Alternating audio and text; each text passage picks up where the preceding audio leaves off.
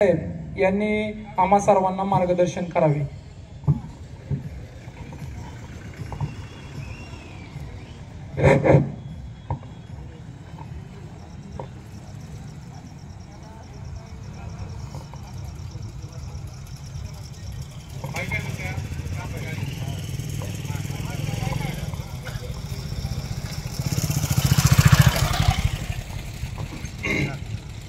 रामकृष्ण हरी। आज प्रथम मी लाकेवाडीच्या सर्व दूध उत्पादक शेतकरी आणि इथं जमलेल्या माझ्या सर्व युवा मित्रांचं आभार मानतो की त्यांनी आज आम्ही केलेल्या आंदोलनाला जो सरकारनं 5 रुपये अनुदान द्यायचा निर्णय केला यासाठी त्यांनी आमचा सत्कार ठेवला, याबद्दल मी त्यांचा आभार मानतो। आणि सगळ्यात महत्वाची गोष्ट, ही लढाई आपण जिंकलेलो नाही अजून, ही लढाई आताशी रंगात आलेली आहे। हरकत नाही, तुम्ही माझा सत्कार केला ना, आमचा आत्मविश्वास वाढलेला आहे। पण एक गोष्ट प्रामुख्याने लक्षात घेण्याची गरज आहे की ज्या वेळेस दुधाचं रेट 37-38 रुपये होतं, त्यावेळेस पिंडीचा भाव 1600 होता। ज्यावेळेस दुधाचा भाव 26, 27, अगदी 25 रुपये आलं, त्यावेळेस पिंडीचा दर 700, 750 आणि अगदी तुम्हाला सगळ्याला माहित आहे मागच्या 8 दिवसात 30 रुपये 50 रुपये वाढलेले आहेत। तसं बघितलं तर पेंड बनवण्यासाठी जो मका लागते, ती मका आपल्या शेतकऱ्याकडून पाडून रेटने घेतली जाते आणि आपल्याला त्या मकेचं पेंड विकताना त्याचा चढवून रेट घेतला जातो। म्हणजे ज्या ज्या गोष्टी आपल्याला शेतकऱ्याकडून घ्यायच्यात ती गोष्ट ही लोक स्वस्त घेतात आणि ज्या ज्या गोष्टी यांना शेतकऱ्यांना विकायच्यात त्या गोष्टीचं रेट हे वाढून चढून लावतात। ज्यावेळेस दुधाचा भाव मला वाटतं 28-29 पर्यंत आलतं, त्यावेळेस मौली काकाने हा विषय मला सांगितला की अण्णा, इंदापूर तालुक्यात दूध धंदा हा मोठ्या प्रमाणात आहे आणि असं असताना जे दुधाचा भाव घसरत आहेत ही चिंताजनक परिस्थिती आहे, आपण ह्याच्यावर काहीतरी पाऊल उचललं पाहिजे। त्यानंतर ना आम्ही इंदापूर तालुक्यातल्या बऱ्याचशा भागातल्या बऱ्याचशा आमच्या मित्रांना ह्याच्यावरचे विचारले, भाऊ परिस्थिती काय आहे, तर त्यांनी सांगितलं की येत्या 2-4 दिवसात किंवा 10 दिवसात अजून 2-3 रुपये रेट खाली उतरणार आहे। मग आम्ही ह्या लढाईला सुरुवात केली।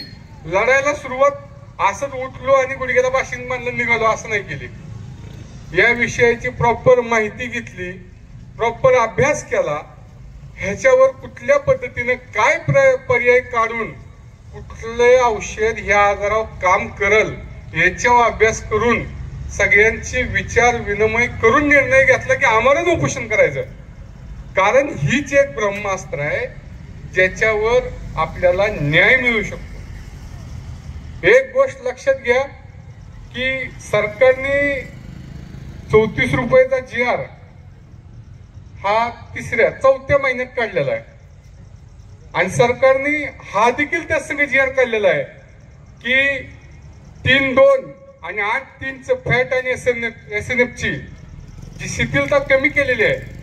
कारण तुम्हाला सगळ्याला माहित आहे 1 पॉइंट जरी कमी बसला तरी 1 रुपया 50 पैसे लगेच कमी करते। शेतकऱ्याच्या हितासाठी सरकारने हा निर्णय घेतला आणि हा निर्णय घेत असताना सरकारने हा देखील अभ्यास केला होता की शेतकऱ्याच्या 1 लिटर दुधाला येणारा खर्च गाई सांभाळण्यासाठी हा 44 रुपये। पण दूध उत्पादक शेतकरी, खाजगी आणि सहकारी दूध संघ आणि ग्राहक या सगळ्यांना विचारात घेऊन सरकारनं 34 रुपये दूध दर फायनल केला। असा असताना ह्या आदेशाचं कचऱ्याची टुपली दाखवायचं काम पहिलं खाजगी दूध संघवाल्यांनी केलं। आज एक गोष्ट तुम्ही प्रामुख्याने लक्षात घ्या की महाराष्ट्रामध्ये दुष्काळाचं सावट आहे। या बारीनं वरुण राजा पाहिजे तेवढा आपल्याला प्रसन्न झालेला नाहीये।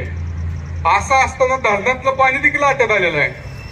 आता परिस्थिती अशी झालेली आहे की आपल्याला 1 महिन्यानंतर ना पाण्याचा टँकर गावोगावी सुरू करावा लागणार आहे. म्हणजे शेतीला पाण्याचे चान्सेस नाही, म्हणजे शेतीतला हिरवा चारा जाणार, म्हणजे शेती व्यवसाय हा कुठेतरी संपुष्टात येत आहे. आणि शेती व्यवसाय हा महाराष्ट्रातल्या 80% लोकांचा प्रमुख व्यवसाय आहे. आणि दूध धंदा हा त्याला जोडधंदा आहे. म्हणजे आता शेती धंदा जर संपुष्टात आला तर शेतकऱ्याचं जगण्याचं प्रमुख साधन हे दूध धंदा आहे. कारण शेतकरी हा बिझनेसमॅन नाही, कंपन्या नाहीत त्याच्या काय 50,000 लाख रुपये कामाला कोण कामाला नाही. त्याचा सगळा उदरनिर्वाह फॅमिलीचा हा शेती आणि दूध याच्यावर होता. असा असताना शेती धंदा जर अडचणीत आला तर त्या दुधावर कमीत कमी उदरनिर्वाह तरी होऊ शकतो. या परिस्थितीमध्ये या माजुऱ्या खाजगी दूध संघवाल्यांनी मुद्दाम शेतकऱ्यांचं रेट पाळलं. माजुऱ्या का म्हणतो तुम्ही समजून घ्या परिस्थितीला. जर शेतकऱ्यांच्या तुम्ही वर सांगता की पावडरचं दर असावेत, ह्याचा दर असावेत, त्याचा दर असावेत, ज्या वेळेस पावडरला रेट वाढतो, ज्या वेळेस तुम्हाला त्या सगळ्या प्रोडक्ट पासून फायदा होत असतो, त्यावेळेस तुम्ही माझ्या शेतकऱ्याला पैसे देता का? वर झालेला जो नफा आहे तो शेतकऱ्याला दिला जातो का? नाही दिला जात. मग लॉस झाल्यावर तुम्ही ते शेतकऱ्याच्या बोकांनी कसं टाकताय? आज एक गोष्ट लक्षात घ्या, ही बिस्लरीची बॉटल ही पाणी फिल्टर करून फक्त आपल्याला दिली जाते. तर हिची किंमत 20 रुपये आहे. 20. हिला बनवायला आणि मार्केटमध्ये येईपर्यंत 3 रुपये खर्च येतो आणि आपल्या या दुकानदारापर्यंत येतो 5 ते 7 रुपये खर्च येतो आणि तिला 15 रुपये 10 रुपये प्रॉफिटने विकलं जातं. कुठलंही इन्व्हेस्ट नाही, कसलंही कष्ट नाही, कसलीही रिस्क नाही. तसं आपल्याला बघा ना, आज तुम्हा सगळ्याला ही गोष्ट सांगायची गरज नाही. शेतातला हिरवा चारा मागला का नाही? पेंड मागली का नाही? आज गुरांचा रोग आले तर का नाही? आज एक इंजेक्शन 1000 2 हजाराला आहे. आज तालुक्याची परिस्थिती बघितली तर सरकारी डॉक्टरचं कुठं आहे? दिसतच नाही. असं वाटतं यांनी मिस्टर इंडियाचं घड्याळ घातलंय. शेतकऱ्यांसाठी काय स्कीम आहेत, काय नाही. आज आपल्या तालुक्याचा लोकप्रतिनिधी, एक गोष्ट लक्षात घ्या, या गोष्टीला टीका समजू नका, ह्या गोष्टीचं गांभीर्य लक्षात घ्या. आज आपण ज्या लोकप्रतिनिधीला निवडून दिलेला आहे, आज ज्या लोकप्रतिनिधीच्या विश्वासावर अख्खा तालुका सोडलेला आहे, आज त्या लोकप्रतिनिधीची इंदापूर तालुक्याच्या दूध उत्पादक शेतकऱ्याच्या बाजूने काय भूमिका आहे? काय भूमिका आहे? तुम्ही इशीतनं खाली येत नाही, पण माझा शेतकरी दिवसभर उन्हात 41-42 डिग्री सेल्सिअस तापमान असलं तरी तो काम करतो. त्याला -, डिग्री सेल्सिअस तापमान असलं तरी पहाटे उठून त्याला वैरण काढायला जावंच लागतं. त्याला गाय आजारी पडल्यावर रातच्या 12ला म्हणलं तर डॉक्टरला आणायला जावंच लागतं. त्याला स्वतःची बायका पोरं आजारी पडले तर तो जेवढी काळजी करत नाही, गाय आजारी पडली तर तेवढी काळजी करतो का नाही? असं असताना शेतकऱ्याच्या बाजूने तुम्ही गांभीर्याने उभं राहिलं पाहिजे. आज तुम्ही कुठल्या तरी हरामखोरची 5-10 हजार मतं पाहिजेत म्हणून शेतकऱ्यांना वाऱ्यावर सोडतात. आज तुम्हाला लाखो शेतकऱ्यांची दया येत नाही. आज तुम्हाला 5,000 मतासाठी इंदापूर तालुक्यातल्या 3 लाख जनतेला वाऱ्यावर सोडलं तुम्ही. आज तुमची म्हणजे मला मध्ये पत्रकारांनी विचारलं, इंदापूर तालुक्यातल्या आजी माझ्या आमदारांची शेतकऱ्यांच्या दूध आंदोलनाविषयी किंवा दुधाविषयी या आलेल्या संकटाविषयी काय भूमिका आहे? मी त्यांना स्पष्ट सांगितलं की इंदापूर तालुक्याच्या आजी माझे आमदार किंवा बाकीच्यांची भूमिका अशी आहे की मुकळी मयात उपाशीनेच गबाय. नाही, खरं नाही की मया तर लय दाखवतात, मी असं केलं, मी ह्यांना जाऊन पत्र दिलं, मी त्यांना जाऊन पत्र दिलं, मी फॉलोअप घेतला. अहो, नुसते टीव्हीत बघून शेती होत नसती.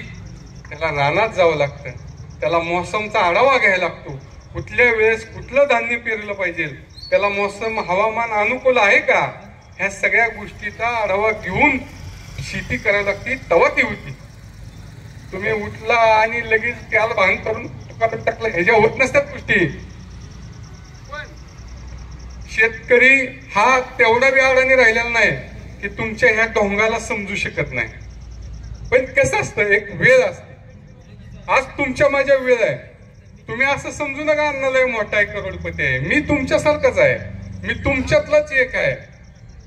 पण मला ह्या गोष्टी का करू वाटतात, मला एवढ्या लोकांसंग दुश्मनी का घेऊ वाटते, किंवा मी ह्या गोष्टी का करतो? कारण आहे त्याला. हा दीपक अण्णा काटे हा छत्रपती शिवरायांच्या विचाराला प्रेरित होऊन झालेला माणूस आहे. आणि ही सगळी ही छत्रपती शिवरायांच्या स्वराज्यातली जनता आहे. आणि माझ्या राजांचं नेहमी सांगणं होतं प्रत्येक मावळ्याला की ही जनता ही आपली आहे, ही आपल्या घरातली लोक आहेत. म्हणून महाराज म्हणायचं की काही झालं तरी शेतकऱ्याच्या गाडीला देखील हात लागला नाही पाहिजे. दुनियादारी काही झाली तर माझा शेतकरी जगला पाहिजे. शेतकरी हा जगाचा पोशिंदा आहे आणि हा जगाचा पोशिंदा जगला पाहिजे. नवे तर हा जगाचा पोशिंदा समृद्ध देखील झाला पाहिजे. आणि असं असताना सरकारने ज्या स्कीमा काढल्यात, ज्या शेतकऱ्याच्या भल्यासाठी योजना काढल्यात, त्या आपल्यापर्यंत पोहोचत नाहीत. काही लोक एसीत बसून कागदपत्री नॉलेज असल्यामुळं, शेतकरी हा भोळा बाबडा माणूस आहे. त्याला खुर्चीवर बसून एवढं जरी सांगितलं ना, अरे काय असतंय वर जरा अडचणी आहेत बाबा, तुला काय माहित आहे, काय काय लोकांनी तर एवढी आशील कारणं दिलेत. मला इथं माईक वर सांगायला लाज वाटते. त्या गोष्टी माईक वर सांगायला लाज वाटते. असली कारणं त्यांनी दिल्यात खाजगी दूध संघवाल्यांना. पण मला त्यांचं सांगणं आहे की मला एक त्यांना सांगायचंय की ज्या वेळेस तुम्ही पॅन्ट वर करून इंदापूर तालुक्यातनं फिरत होता ना, तेव्हा याच गोरगरीब शेतकऱ्यांनी तुम्हाला दूध घालून मोठं केलं आणि आज 1-1 कोटीच्या गाडीत फिरता तुम्ही. आणि आज माझ्या याच शेतकऱ्या वेळ आली तर तुम्ही त्यांना कारणं देता. तुम्ही ही कारणं देता आम्हाला परवडत नाही. तुम्ही ही कारणं देता की मी जर दूध नाही घेतलं तर महाराष्ट्रातल्या वड्या वगैरेला पुरील. तुमची नीतिमत्ता ही आहे. एवढा अहंकार तुम्हाला, एवढा अहंकार आला कुठनं तुम्हाला, एवढी मस्ती आली कुठनं? पैशाचे, राजकीय वरद असताचे, कशाची मस्ती आहे तुम्हाला एवढी? एक लक्षात ठेवा, महाअहंकारी रावण त्याचा देखील अहंकार दूर केला प्रभू श्रीरामानं. महाअहंकारी दुर्योधन त्याचा देखील अहंकार दूर केला 5 पांडवानं. अहंकारी औरंगजेब बादशाह, मोगल, इंग्रज, पोर्तुगीज यांचा देखील अहंकार दूर केला माझ्या छत्रपती शिवरायानं. आणि या खाजगी दूध संघवाल्या माजुऱ्यांचा अहंकार हे तुम्ही आम्ही गोरगरीब शेतकरी दूर करणार. असं असताना काल आम्ही पत्रकार परिषद घेतली आणि सरकारनं जर हा निर्णय घेतला शेतकऱ्याच्या दुधाला 5 रुपये अनुदान द्यायचा आणि 34 रुपये भाव द्यायला लावायचा, तर त्यातलं एक तुम्हाला सांगतो की माझं ज्यांच्या संग बोलणं झालंय त्यांनी सांगितलं की खाजगी आणि सहकारी दूध संघानं 29 रुपये दर द्यायचा, हे बंधनकारक, आणि सरकार त्यात 5 रुपये टाकणार. म्हणजे झालं किती? 29 आणि 5 34. असा 34 रुपयाचा GR फॉर्म्युला झालेला आहे. पण माझ्या कानावर असं आलेलं आहे की ती फक्त खाजगी दूध संघांसाठी झाली, कन्फर्म नाहीये. पण मला एवढी माहिती आहे की दोन्हीसाठी आहे. मला बऱ्याचशा शेतकऱ्यांचा फोन आला की अण्णा आपला विजय झाला, पण विजय हा फसवा तर नाही ना झाला? मला नाही झाला. नाही ना, असं आहे ना. ठीक आहे ना, जर असं काय झालं असेल तर आपण परत एकदा या आंदोलनामध्ये 11 दिवसाच्या आमरण उपोषणामध्ये आपल्याला आपल्या आंदोलनाला भाजपचे पक्षाध्यक्ष आदरणीय चंद्रशेखर बावनकुळे साहेब यांनी खूप महत्वाची भूमिका घेतली. तुमच्या माहितीसाठी सांगतो, ज्यावेळेस त्यांचा मला फोन आला त्यावेळेस मी त्यांना ही फक्त पटवून सांगितली की साहेब, दूध धंदा हा शेतकऱ्याचा जोडधंदा नसून ते शेतकऱ्यांचं जगण्याचं साधन आहे. असं असताना आज नवयुवक शेतकरी या धंद्यात खूप मोठ्या प्रमाणात उतरलेला आहे, कारण महाराष्ट्रामध्ये बेरोजगारी वाढलेली आहे. आणि या धंद्यात उतरत असताना या गोरगरीब शेतकऱ्याकडे लाखो रुपये जे भांडवल लागतं ते कुठनं येणार? तर त्यांनी ते संस्थेकुंड, प्रायव्हेट सावकाराकुंड व्याजाच्या स्वरूपात काढलेला आहे. आणि आज जर तो दूध धंदा गोत्यात आला तर त्यांनी ते सावकाराचं व्याज कसं भरायचं? त्यांनी बँकांचा हप्ता कुठनं भरायचा? पिंडीला कुठनं पैसे नाही? ओला चारा जर गुरांना नाही घातला दुधात मार खाते, खात्रे का नाही? पेंड नाही घातली तर दुधात मार खाते. पण पेंडीत मी तुम्हाला माहित आहे जे प्रकार आहेत. अहो, या हरामखोरांना लाज वाटते का? तुम्हाला माहित आहे पेंडीतला जो लो क्वालिटीचा प्रकार आहे तो भुसाच आहे का नाही? नुसता असं वाटतं ते लाकडं खिसून भुसा काढलेला आहे. ते गुरांवर अन्याय झाले का होतो जनावरांवर? म्हणून आपण शेतकरी हा दयाळू माणूस आहे. हा गुरांना जनावर नाही तर आपल्या पोटच्या लेकरासारखं सांभाळतो आणि त्याला चांगल्या क्वालिटीचं जे पेंड असेल, वैरण असेल ही घालतो. मग ह्याच्यासाठी जी खर्च होतो पैसा, या पैशामध्ये त्या गाईचं दूध, त्या दुधाचं म्हणजे दुधाचं जे बिल येत आहे त्यात हा खर्च बी निघत नाही. बरं, गाय ही काय 12 महिने दूध देते का? बरं, गाय गाभण राहिलं तर दुधाला कमी येते. अशामध्ये दुधाचं परत हे होतं आणि गायला आपल्याला 4-6 महिने तर तशीच सांभाळावं लागते. एवढ्या सगळं कष्ट सहन करून माझ्या दूध उत्पादक शेतकऱ्याच्या हातात येतं काय? तर काहीच नाही. फक्त एक रनिंग चालू राहते. आणि ह्यातनं तुम्हाला सांगतो फायदा हे एसीत बसणाऱ्या माणसांचा होतो, फायदा या खाजगी दूध संघवाल्यांचा होतो. आज मी तुम्हाला गांभीर्यपूर्वक हे विधान करतो की जर खाजगी दूध संघवाल्यांना ही जर योजना लागू नाही झाली तर आज या लाकेवारीमध्ये मी शब्द देतो की मी परत एकदा उपोषणाला बसेन. परत एकदा उपोषणाला यासाठी बसेन की आपल्या गोरगरीब शेतकऱ्यांना न्याय हा भेटला पाहिजे. तुम्हाला सगळ्यांना माहित आहे की आपल्या पश्चिम महाराष्ट्रात खाजगी सहकारी दूध संघ किती आहे? अहो, आपल्या इंदापूर तालुक्यात तर नाहीच. बारामती इंदापूर मध्ये आहे का? म्हणजे या योजनेचा लाभ होणार आहे का? नाही होणार. पण ह्यातल्या ज्या त्रुटी आहेत हे जर सांगत बसलो तर सकाळ तुम्ही डायरेक्ट तुम्ही वैरणीलाच जाता येत नाही. त्याच्यामुळं ह्या सगळ्या गोष्टी मी आदरणीय बावनकुळे साहेबांच्या समोर मांडणार आहे. त्यांना विनंती करणार आहे की महाराष्ट्रातल्या लाखो करोडो दूध उत्पादक युवा शेतकऱ्यांना, आता युवा शेतकरी म्हणजे युवकांचं शेतीमध्ये खूप प्रमाण वाढलेलं आहे. आणि आता जर याच्यात शेतकऱ्यांना, युवा शेतकऱ्यांना न्याय नाही भेटला तर ते नैराश्यात जाऊ शकतात, ते आत्महत्येकडे वळू शकतात, उद्या ते गुन्हेगार शकतात. मग याला कारणीभूत कोण? खाजगी दूध संघ का सरकार? पण आपण जी योजना काढल्या ती जनतेच्या हिताच्या आहेत आणि त्या लागू करण्याचं काम आपलं आहे. म्हणून मी बावनकुळे साहेबांना ही विनंती करणार आहे की तुम्ही पक्षाध्यक्ष या नात्यानं जनतेला न्याय द्या आणि माझ्या महाराष्ट्रातल्या तमाम लाखो करोडो दूध उत्पादक नवयुवक शेतकऱ्यांना न्याय द्या आणि त्यांना जगण्याची एक दिशा द्या. ही करत असताना माझी आपणाकडे बी एक मागणी आहे. मी तुम्हाला हात जोडून विनंती करतो की तुम्ही सगळ्यांनी एक होण्याची गरज आहे. शेतकरी एकजूट होण्याची गरज आहे. आज शेतकरी एकजूट झाला तर कुणाच्या मायेच्या लहानमध्ये एवढा दम नाही की त्याच्यावर अन्याय करू शकल. आज आपला शेतकरी विस्कटलेला आहे म्हणून आपल्या शेतकऱ्यावर अन्याय होतो. शेतकरी हा म्हणजे हिंसक माणूस नाहीये, हा खूप प्रेमळ माणूस आहे.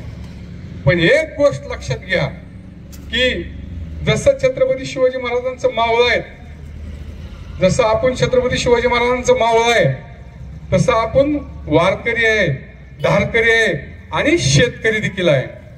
आपण आपला येळा हा आपल्या शेतातलं चारा काढण्यासाठी जर वापरत असेल तर आपल्या कुटुंबावाल्याला आणीबाणीसाठी देखील वापरू शकतो. याचं गांभीर्य या खाजगी दूध संघवाल्यांनी घेण्याचे गरजेचं आहे. आज तुम्ही आमच्याच ह्याच्यावर मोठं होता आणि आमच्यावर अन्याय करता. कायद्यातल्या काही गोष्टीच्या काही त्रुटींच्या लपून गोरगरीब शेतकऱ्यांवर अन्याय करता. हे बरोबर नाही आणि हे आम्ही कदापि सहन करणार नाही. मी परवा दिवशी देखील सांगितलं होतं माझ्या भाषणात, मी छत्रपती शिवाजी महाराज आणि भगवान श्री हरी विष्णू शिवाय कोणाला भेट नाही. त्याच्यामुळं कोण किती करोडपती आहे, कोण किती मोठ्या गाडीत फिरतो याला मी गिनत नाही. मला फक्त माझ्या गोरगरीब शेतकऱ्यांसाठी लढायचंय, जगायचंय आणि त्यांच्यासाठी मरण आलं तर ती माझ्यासाठी अभिमानाची गोष्ट आहे. तुम्ही सगळे खाली बसून खूप कंटाळा असाल, मी तुमचा जास्त वेळ घेत नाही, पण जाता जाता एवढी विनंती करतो की आपल्या होत असल्या अन्यायाला ओळखा. आज हा अन्याय तुमच्यावर तर होतोय, पण तुमच्या कुटुंबावरही होतोय, तुमच्या मुलाबाळांच्या भविष्यावर बी होतोय. आज कुठेतरी त्यांचं भविष्य अडचणीत आहे. हा लढा फक्त आपला नाहीये, हा लढा तुमचा, आमचा आणि सगळ्यांचा आहे. हा लढा आपल्या फ्युचरचा आहे. याच्यासाठी सगळ्यांनी याच्यात सामील होण्याची गरज आहे आणि याच्यासाठी एवढं सांगण्यासाठी मी इथं आलेलो आहे. मी तुमचा सत्कार घेण्यासाठी देखील आलेलो आहे, पण खास हे सांगण्यासाठी इथं आलेलो आहे. एवढं बोलून मी थांबतो. रामकृष्ण हरी.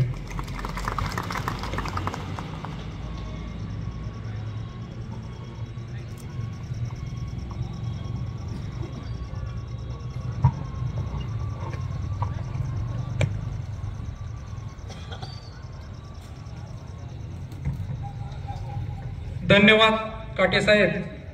आपण आम्हा सर्वांना मार्गदर्शन केलं. आम्ही सर्वजण शेतकरी बंधू आपल्या बरोबर आहोत. शेतकऱ्यांच्या प्रश्नासाठी ज्या ज्या वेळेस आपण उभा राहाल त्या त्यावेळेस आम्ही सर्वजण आपल्या बरोबर आहे असं समजा. आपण आला, आपला बहुमूल्य वेळ दिला, आपले आमच्या लाखेवाडी ग्रामस्थ, शेतकरी व तरुण दूध व्यावसायिक यांच्याकडून आभार मानतो. धन्यवाद. सर्वांचंच आलेले सर्वच मान्यवरांचं मी लाखेवाडी ग्रामस्थांच्या वतीने आभार मानतो आणि हा कार्यक्रम या ठिकाणी संपला असे जाहीर करतो. आणि यानंतर सन्माननीय काटे साहेब व शेतकऱ्यांचे नेते माऊली वनवे यांचा या ठिकाणी दुधाने अभिषेक होईल. धन्यवाद.